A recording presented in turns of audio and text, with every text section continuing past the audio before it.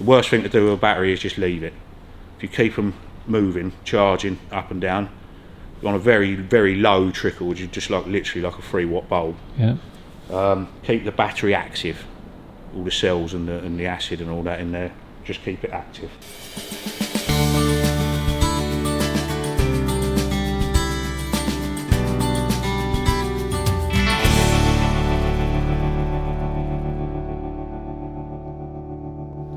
Right, if you're laying an old bike up for the winter, depending on whether you've got heated garage, damp garage, dry garage, if it's a dry garage, you can put it in there, leave everything as it is, and start it up once or twice a week to keep everything moving around the engine. But you want to leave the door open because it'll condensate otherwise. That's one train of thought, just keep it fired up twice a week. You want to move the bike so you don't get any flat spots on the tyres. If it's a long time, if it's just a couple of months, it doesn't matter. But if it's in there for 8 months, 6 months, your tyres will go down, you get a flat spot on them. Invariably on old tyres you won't get that flat spot out. Yeah. So when you're riding it'll be all over the shop. So just keep moving it backwards and forwards. The other thing, if you are going to start it up, put petrol additive in it. You can put stuff in it, stable I think it's called, and it'll just keep the petrol good. Modern petrol goes off very quickly. Keeps fuel fresh for up to 24 months. It's no money, treats up to 40 gallons. So just bung some of that in it, give it a good swish around, and that will save your petrol from going stale. If you've got to put a bike in somewhere and you can't get to it, all Harleys will wet sump. They don't care what it is. You might have a super duper WLA, but generally they wet sump. But if you're firing them up regularly, it doesn't matter. What's wet sump? Your oil from the oil tank basically comes down, feeds your oil pump, this one. So I can't remember whether it's that one or that one, there's springs in there and ball bearings, and they just sit on a round cup to make a seal. They wear, they're old, the oil passes down past that, fills your crankcase up with oil until it'll actually pour out the chain case the other side. Yeah. So if you can't get to it, personally I'd drain all the oil out of it. Here, drain your oil tank out, and there's a bolt on the other side. If you can't get the oil out of it, before you bring it out and start it up, take the plug out of the crankcase the other side and drain all the oil out the crankcase, then put it back into there before you fire it up, because otherwise, I've never heard of one hydraulicing, but if they're so full of oil, as a piston goes down, it also forms compression as it would going up. So that oil's got to go somewhere. Yeah. So basically what it'll do is either blow it all past the rings and down the exhaust pipe, and it'll smoke like a pig for about a month. So if you just drain that crankcase out on the other side before you start it up, if you can't get the oil out of it, that will alleviate that. Gearbox don't really got to do anything with. Some people leave their clutches open on these. So that's if you're riding, that's your clutch open. So that's pushing, and all the clutch plates are apart. Yeah. So you've got less chance for them sticking together, especially if it's in a damp garage, they will stick together. Take your battery out. If you've got a trickle charger or an optimizer, use that. If it's a more modern bike, make sure you don't just put it on the battery with it connected. Take the battery off or disconnect the battery from the bike. Yeah. Because they have voltage regulators and things, and it just screws them up doing the trickle charge. Again, if you can't get to it, personally I'd put it on the rear stand and chock up the front so the wheels are off the floor.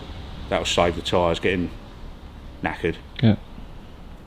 So if you haven't put the petrol additive in it, drain the petrol tank out. How do you drain the petrol tank? You got under there's another bolt, the same as the fuel side, and always, doesn't matter what bike it is, start it up and run it out of petrol. Leave your fuel off, start the bike up, any fuel that's in the bowl, drain it out, because it'll just block the jets. Yeah.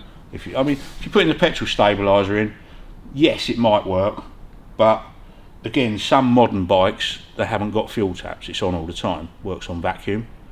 So if you can't get to it to fire it up, make sure you put that stabiliser in it. But the more you can get, but 9 times out of 10, Lawnmowers won't start, will they? They've been in the shed for 8 months. Carburettor's blocked up because the fuel just goes to gum. Yeah. So get the fuel out of it. If you can get the oil out of it, personally I'll take the oil out of it. That's your once a year oil change then. Yeah. You know, true. it's a good time to do your routine maintenance. And again, basically it's just tyres. And if you're in a damp situation, you can get like something, you blow them up and you can push your motorbike into it.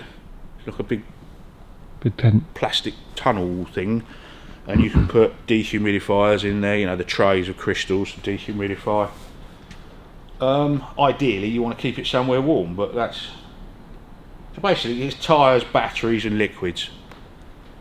You want to get tyres off the floor if you can, your battery out, and if you haven't got an optimizer, the old Indian trick is just get a 3 watt bulb, put that on the battery till the battery drains down, then charge it up, then put the 3 watt bulb back on, it goes down and charges it back up. The worst thing to do with a battery is just leave it. If you keep them moving, charging up and down on a very, very low trickle, which is just like literally like a 3 watt bulb, Yeah. keep the battery active, all the cells and the acid and all that in there, just keep it active. If you leave them, they'll just go dead, and that's it. So basically, yeah, it's fluids out, open your clutch up if you can, tyres off the floor. But tyres off the floor is a bit over the top really, that's if it's being left a long time, but if you can do it, it makes more sense, you know. A lot of people, if it's a damp situation, they'll cover them with WD-40 and then spend a week cleaning it off in the spring, or personally I wouldn't bother. As long as you get the fluids out, you've got a fair chance of it going. And again, if you can't, like I say, when you bring it out, obviously check your tyre pressures, make sure your battery's charged up, make sure your clutch hasn't stuck, undo your crankcase. On most British bikes you'll have to do that, undo and drain the crankcase out, because they all pretty much wet sump, unless you put, like, I think Danny's had an inline oil switch, and the black and white one we did for Simon, Okay.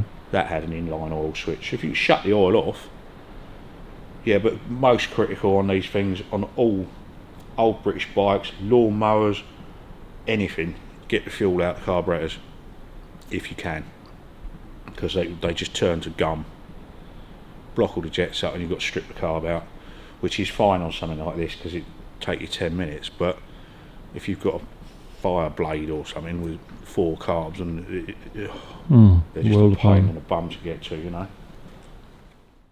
Next week on the workshop. Basically, that's your 2 types of welder. That's a MIG welder, metal inert gas, and that's a TIG welder. I think it's tungsten inert gas.